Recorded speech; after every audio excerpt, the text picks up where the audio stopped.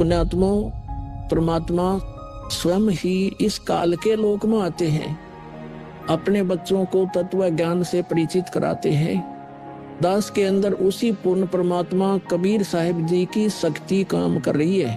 आप सभी पुण्यात्माओं को काल के जाल से निकालने के लिए परमात्मा इस पृथ्वी लोक में फाल्गुन शुक्ल पक्ष एकम विक्रमी संवत 2053 9 मार्च 1997 रविवार के दिन आए और सार नाम व सार शब्द खुलकर देने का आदेश दिया, जिससे आप सभी का मोक्ष हो सके। इसके बाद इस आध्यात्मिक ज्ञान के प्रचार प्रसार में बहुत तेजी आई और आज आप सभी पुण्यात्माओं को अपने निज घर की और परमात्मा की पहचान हो पाई। 600 साल पहले परमात्मा को ना पहचान कर हम काल के जाल में धोखे से रह गए थे। अब की बार दास को आम संत समझकर धोखा मत खा जाना। यदि आप इस परमात्मा के तत्व ज्ञान से पूर्णतः परिचित हो चुके हो तो दास के इस इशारे को समझकर अपना उद्धार करवा लेना और अपने अन्य भाइयों बहनों को भी कबीर परमात्मा का ये सच्चा मार्ग समझाना। दास को कबीर परमात्मा का मिलना आप सभी के जीवन के कल्याण का कारण बन रहा है। आपको अब उस दिन की घटना के बारे में बताता हूँ। ये सत्य घटना उस दिव्य प्रसंग की है जो आज तक केवल एक रहस्य था। वो रहस्य सालों पश्चात अब आपके सामने प्रस्तुत होने जा रहा है। संत रामपाल जी महाराज जी के जीवन का वो महत्वपूर्ण दिन जिसके विषय में उन्होंने आज तक भक्त समाज के समक्ष केवल सांकेतिक और आंशिक वर्णन किया था, अब उनकी आज्ञा से वो दिव्य प्रसंग विस्तार से प्रस्तुत हो रहा है। ये प्रसंग उस दिन का है जिस दिन संत रामपाल जी महाराज जी को कबीर परमेश्वर जी स्वयं इस धरातल पर आकर मिले थे। हे गुरुदेव राम देवानंद जी महाराज, ना जाने आपने इस दास में क्या देखा कि आपने इस दास को इतनी बड़ी जिम्मेदारी दे दी, अपने बाद मुझे गुरु पद पर बैठा दिया। ये दास अपनी आखिरी सांस तक आपके द्वारा दिया गया जगत कल्याण के मार्ग और मोक्ष के कार्यों को पूरा करने के लिए समर्पित रहेगा। परमात्मा का सत्य ज्ञान और सच्चा मंत्र हर घर तक पहुंचा के छोड़ूंगा, फिर चाहे कुछ भी बीते मेरे साथ। ये दास आजीवन परमात्मा के मार्ग में कार्यरत रहेगा। ये फाल्गुन शुक्ल पक्ष एकम विक्रमी संवत 2053 9 मार्च 1997 रविवार की बात है। संत रामपाल जी महाराज हरियाणा के झज्जर जिले के एक झाड़ली कस्बे में गरीबदास जी महाराज जी की वाणी का पाठ करने गए थे। वहां किसी कारणवश पाठ रद्द होने की वजह से वे वापस आ रहे थे। वहां से लौटते समय संत रामपाल जी महाराज कबीर परमात्मा की याद में मग्न अपने दोपहिए वाहन पर सवार वापस लौट रहे थे। संत रामपाल जी महाराज स्कूटर को रास्ते में एक चाय की दुकान के पास रोक देते हैं। राम राम महाराज जी। राम राम भगत जी। महाराज जी चाय समोसा लगा दूं? हाँ भगत जी लगा दीजिए।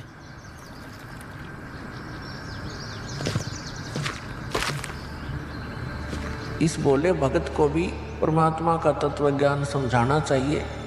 भगत जी, कबीर परमात्मा की भक्ति करनी चाहिए। मनुष्य जीवन हमें सिर्फ इसीलिए मिलता है।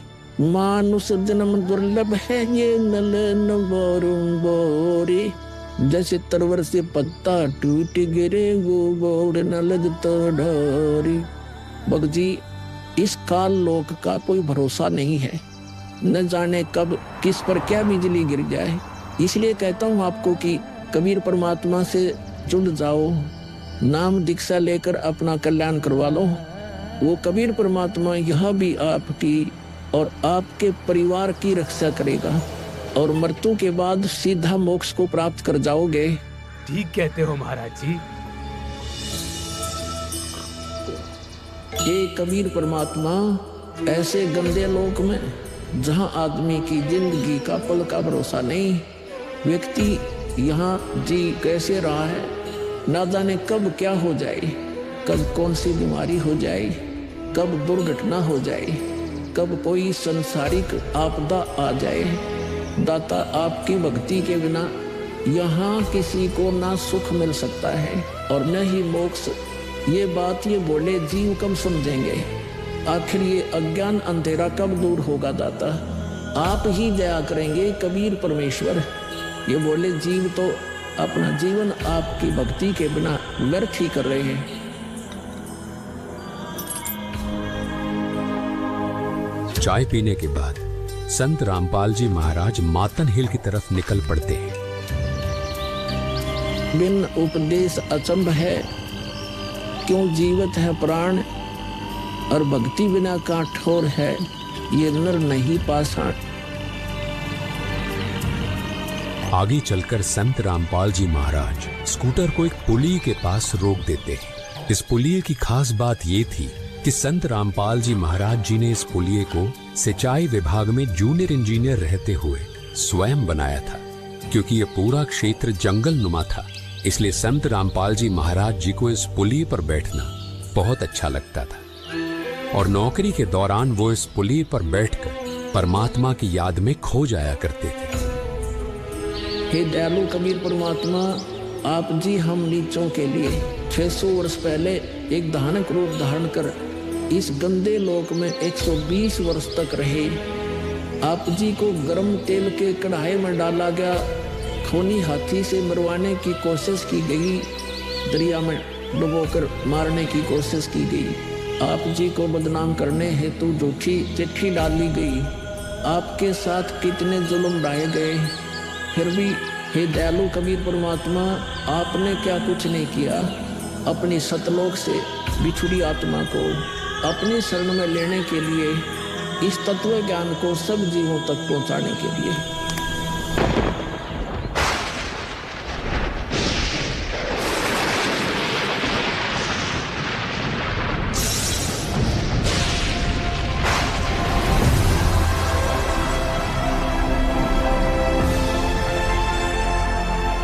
साहेब कबीर आजा आत्मा तोए पुकारती, तेरे हाथ में चाबी हो सतगुरु सतलोक द्वार की।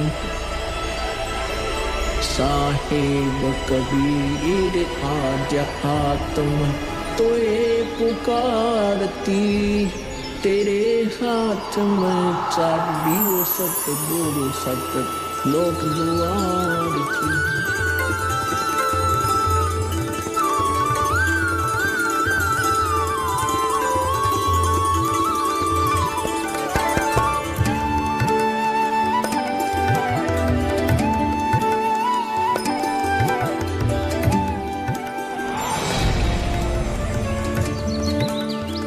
राम राम भगत जी।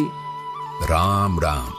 आओ भगत जी बैठिए, खड़े क्यों हो? संत रामपाल जी महाराज अपने परने को पुलिया की दीवार पर बिछा देते हैं और महात्मा जी से बैठने का आग्रह करते हैं। कहाँ से आए हो बेटा, क्या करते हो?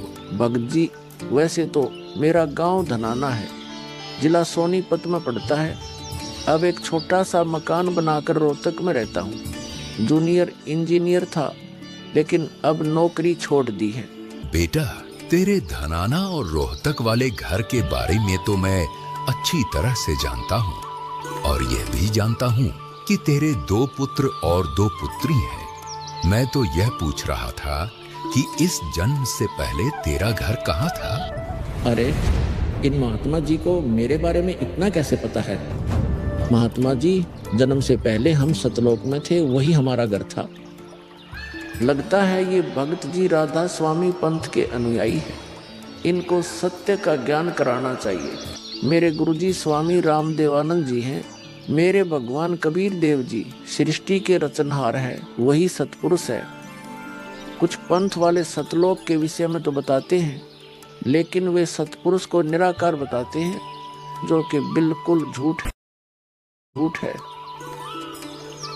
भक्त जी, मैं स्वयं संत गरीबदास जी के पंथ से जुड़ा हूँ। संत गरीबदास जी गांव छुड़ानी जिला झज्जर वाले थे और उनको 10 वर्ष की उम्र में कबीर परमात्मा जी जिंदा महात्मा के रूप में मिले थे। उसके बाद कबीर परमात्मा जी गरीबदास जी की आत्मा को अपने साथ सतलोक ले गए थे और वहाँ की सारी व्यवस्था दिखाकर उन्हें इस धरती पर वापस छोड़ा था। फिर उन्हीं बालक गरीबदास ने सतलोक के बारे में बताया कि ऊपर सतलोक है, वहाँ सारी सुख सुविधा उपलब्ध हैं, सदाबहार बाग हैं, नर नारी की सृष्टि है। वहीं पर एक गुम्मट युक्त महल में कबीर परमात्मा जी सिंहासन पर बैठे हुए हैं और वहीं से कबीर परमात्मा जी इस सृष्टि को चला रहे हैं। हम सब वहीं रहा करते थे, वही हमने जाना है। जो सतलोक में केवल प्रकाश ही प्रकाश बताते हैं उनका ज्ञान गलत है, वे मोक्ष प्राप्त नहीं कर सकते। भक्त जी उस बालक गरीबदास ने वाणियों के माध्यम से बताया है कि गरीब अनंत कोटि ब्रह्मांड का एक रति नहीं भार, सतगुरु पुरुष कबीर हैं कुल के सिरजनहार। कौन कबीर? हम सुल्तानी नानक तारे दादू को उपदेश दिया, जाति जुलाहा भेद नहीं पाया, काशी माहे कबीर हुआ। बहुत आनंदित करने वाली बातें करते हो, और बताओ कुछ। इन्हें अपना ज्ञान अधूरा लग रहा है, हो सकता है ये नाम दीक्षा लेकर परमात्मा से जुड़ जाए। भक्त जी, अगर आपको अपना कल्याण करवाना है तो एक ही तरीका है, नाम दीक्षा। मेरे पूज्य गुरु जी ने मुझे नाम दीक्षा देने का आदेश दे रखा है। मैंने अपना घर और नौकरी छोड़ दी है, अब गुरुदेव जी की ही आज्ञा अनुसार प्रचार और दीक्षा देने का पवित्र कार्य कर रहा हूँ। बेटा, क्या तुम्हारे गुरु जी ने तुम्हें सारनाम और सार शब्द देने का भी आदेश दिया है? इन्हें कैसे पता सारनाम सार शब्द के बारे में? गुरुदेव की आज्ञा थी कि अभी सारनाम को सार्वजनिक नहीं करना है। उन्होंने कहा था कि मुझे स्वयं परमेश्वर कबीर जी मिलेंगे और वही मुझे सारनाम को सार्वजनिक करने का सही समय बताएंगे। तब तक यह सारनाम केवल विशेष विश्वास पात्र अनुयायियों तक सीमित रखना है। बेटा रामपाल, मैं ही सत्य पुरुष कबीर हूँ। अब वह समय आ गया है सारनाम और सार शब्द प्रदान करने का। वह भक्त जी, मैंने आपको बता दिया कि कबीर परमेश्वर मुझसे मिलने आएंगे, तो आप स्वयं ही कबीर परमेश्वर बन बैठे। मैंने अपने गुरु जी से पूछा था कि हे गुरुदेव, मैं कैसे पहचानूंगा जो मुझे मिलेंगे कि वे कबीर भगवान हैं? गुरु जी स्वामी राम देवानंद जी बोले, यह विश्वास करवाना व पहचान करवाना उनका काम है। तभी तो मैं बता रहा हूँ, मैं ही सत्य पुरुष कबीर हूँ। कबीर परमेश्वर जी सबको जिंदा बाबा के वेश में मिले हैं, आप तो जिंदा बाबा वाले वेश में नहीं हो। जिंदा महात्मा तो मुसलमान साधु होते हैं। मुसलमान धर्म तो अभी 1500 साल पहले ही बना है। मेरा असली वेश तो यही है जिस रूप में मैं तुम्हारे सामने खड़ा हूँ। रामपाल, तुम मेरी परम हंस आत्मा हो। जगत कल्याण के लिए मैंने ही तुझे भेजा है। अब सही समय आ गया है सार नाम और सार शब्द देने का। मैं कभी सिर पर मुकुट, कभी पगड़ी, कभी टोपी धारण कर लेता हूँ। चारों युगों में आता हूँ। सतयुग में सत सुकृत नाम से, त्रेता युग में मुनींद्र नाम से, द्वापर युग में करुणामय नाम से और कलयुग में अपने वास्तविक नाम कबीर देव यानी कबीर नाम से आता हूँ और तेरे जैसी हंस आत्माओं से मिलकर उनका भ्रम दूर करता हूँ। लेकिन अगर तुझे केवल जिंदा महात्मा के रूप में विश्वास है तो मैं तुझे अपना वो रूप भी दिखा देता हूँ। ये देख।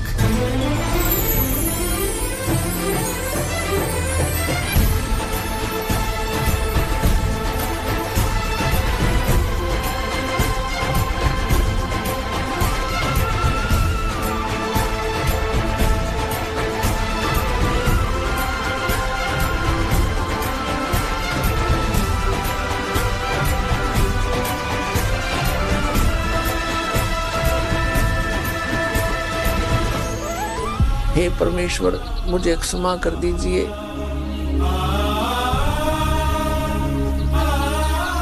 मुझसे अनजाने में गलती होगी।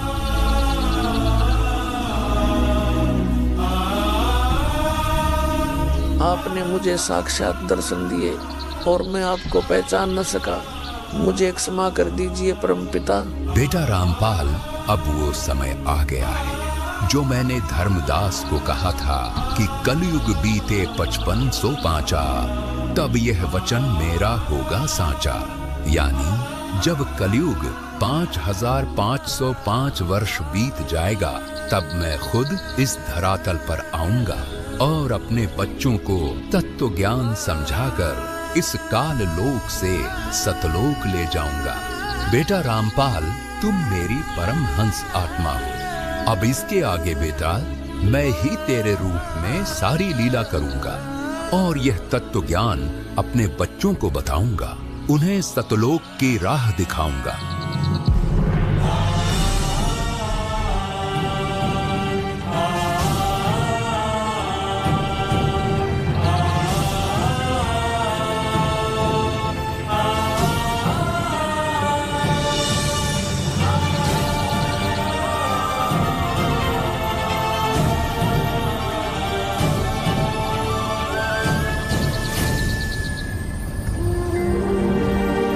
इस प्रकार कबीर परमात्मा संत रामपाल जी महाराज जी को सह शरीर सतलोक भेज देते हैं और अपनी लीला को आगे बढ़ाते हैं। गवी ख्यालवी साल सतगुरु अतल दिगंबर धीर भक्ति हेत काया घर आए अवगत सहत कबीर।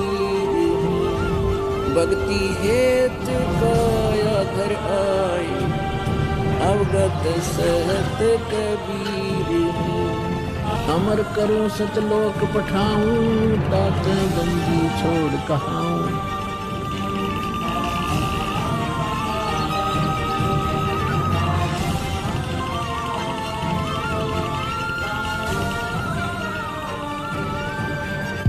इस प्रकार कबीर परमात्मा संत रामपाल जी महाराज जी को सह शरीर सतलोक भेज देते हैं और स्वयं सर्व सृष्टि रचनहार कबीर परमात्मा संत रामपाल जी महाराज जी के रूप में संपूर्ण संसार का उद्धार करने के उद्देश्य से इस पवित्र मिशन पर निकल पड़ते हैं। संत रामपाल जी महाराज जी के रूप में कबीर परमात्मा स्वयं को छिपाए हुए हैं। उनके इस लीला को समझना आम जीव की समझ से बहुत दूर है। एक संत के स्वरूप में परमात्मा के अभिनय की ये अद्भुत सच्चाई भक्त समाज के लिए जानना बहुत जरूरी था। साक्षात कबीर परमात्मा के स्वरूप बंधी छोड़ सद्गुरु रामपाल जी भगवान की जय हो। अब बच्चों, ज्ञान पूरा आ चुका है और वो ठीक का समय आ गया है। गुरु पूरा, ज्ञान पूरा, भगवान पूरा, सब ही नारी नर शुद्ध तक जब ठीक का दिन आवंत, कपट चातुरी छोड़ के सरल कबीर गहंत। बच्चों, वो ठीक का दिन आ गए। चारों तरफ डंका बोल गया दाता का। कहाँ उग्र, कहाँ शूद्र हो, चाहे कोई नकम्मा डाकू लटेरा है, चाहे कोई छोटी जाति समझते हो आपको, हरे सबकी भाव पीर परमात्मा वो संत जो मेरा भेजा होगा, भेजा हुआ आएगा, वो सबके दुख दूर करेगा। हरे सबकी भव पीर, सो समान समदृष्टि है समृत सत कबीर। वो एक समान समदृष्टि का है, सबको एक दृष्टि से एक समान प्यार देगा, सबको एक जैसा व्यवहार देगा, एक जैसा सच्चा नाम सतनाम सार शब्द देगा। वो समर्थ सत कबीर ही होगा। बोलो बंदी छोड़ कबीर साहब की जय हो।